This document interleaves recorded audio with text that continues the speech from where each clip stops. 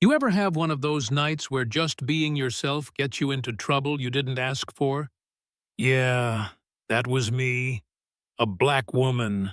3 stars on my shoulder. Army uniform still crisp from a week of funerals and speeches.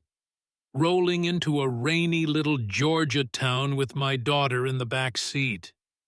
Didn't come looking for drama. Just needed a burger, some coffee, and a place to breathe. Funny how even the simplest things get complicated when folks see you and decide you don't belong. I'll never forget stepping into Marcia's diner, rain dripping off my cap, and feeling every single eye follow me across that sticky linoleum floor. The room got quiet. Not the polite kind, more like the kind when someone drops a glass, and everybody waits to see what happens next. Marcia, bless her, just nodded at me, told me to sit anywhere. She saw the uniform, saw the person, too. But you could feel the tension. Every fork paused, every head tilted just enough. You know what I mean? It's that look that says, "You ain't from around here," without anyone needing to say a word. My daughter slid in next to me, doing her best to disappear into her phone. I just tried to relax, order a black coffee, pretend this was just another pit stop between bases. But outside, I saw those cop headlights cut through the rain, 2 uniforms sitting in the cruiser, eyes locked on me like I was some kind of threat. They waited. I waited. Time stretches in places like that. Didn't take long before Officer Roy Jenkins swaggered in, boots squeaking, badge shining a little too bright for a man with so much to prove. He made a beeline for our table, flashed a grin so slick you'd think he was auditioning for a TV show. "What's this? General Patton in a skirt?" He laughed, loud enough for half the diner to hear. I didn't flinch, just took a sip of coffee, looked him in the eye, let him know I wasn't playing. Now, I've had folks question me my whole career. At West Point, in every briefing room, even on foreign soil. But it never stings less, having your service doubted just because you don't fit their picture. Roy wasn't looking for the truth. He was looking to remind me where I stood. He leaned in, dropped his voice. "Real soldiers don't need to show off." That right there, just soaked in something ugly. I told him, steady as I could, "Funny, I thought real officers didn't harass women in front of their kids." His face changed, got tight, hard. "Step outside. Let's have a little chat."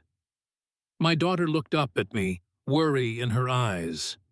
I told her, soft, "It's all right, baby. Stay here." The rain hit harder as we walked out. Roy's flashlight hit me right in the face. "ID now," he snapped, already reaching for his cuffs. I kept my hands visible, left pocket, slow, careful, no sudden moves. Handed him my military ID full credentials. He barely glanced at it before smirking. "Pretty good fake. Why would a general eat here?" He didn't want an answer. He wanted me to crack, make a scene, justify what he already believed. But I wasn't giving him that satisfaction. "Been driving all day. Just needed a meal." That was all I said. But he'd made up his mind. He spun me, snapped the cuffs tight, pressed me against the hood of his cruiser in the pouring rain. I could see my daughter's face through the diner window.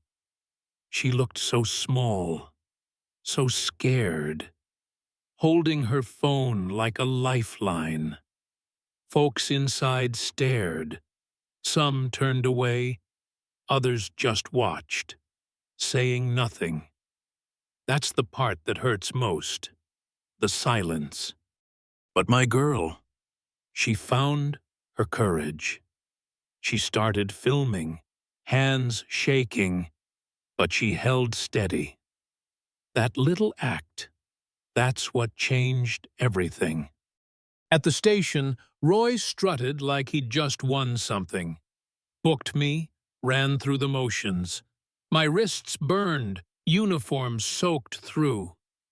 I sat in that holding cell, felt every humiliation settle in my bones.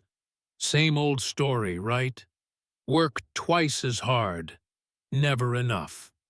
But this time, there was proof. That video hit the internet before sunrise. My daughter's footage, raw and real. No yelling, no fighting, just me, calm, handcuffed, standing tall. By morning, it was everywhere. News vans rolling in, headlines asking how a decorated officer could be treated like a common criminal. Vets started posting, soldiers from all over sharing their own stories. Folks argued in the diner, online, everywhere. Some defending Roy, others furious at the truth staring them in the face. Roy got called to a hearing.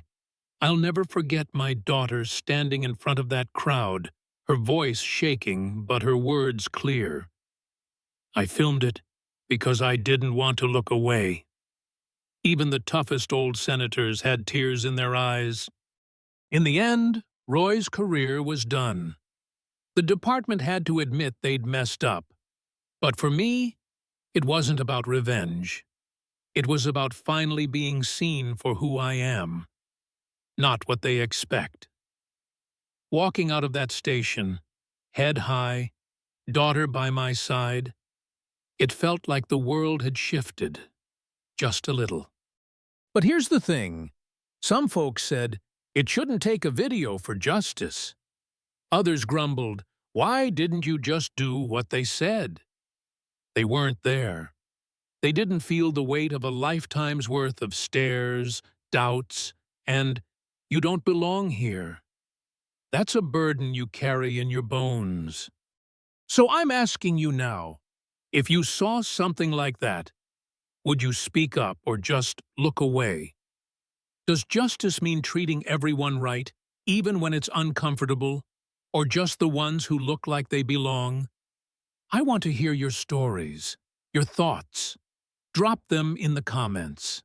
Because real change starts when enough of us decide not to stay silent, even when it's easier.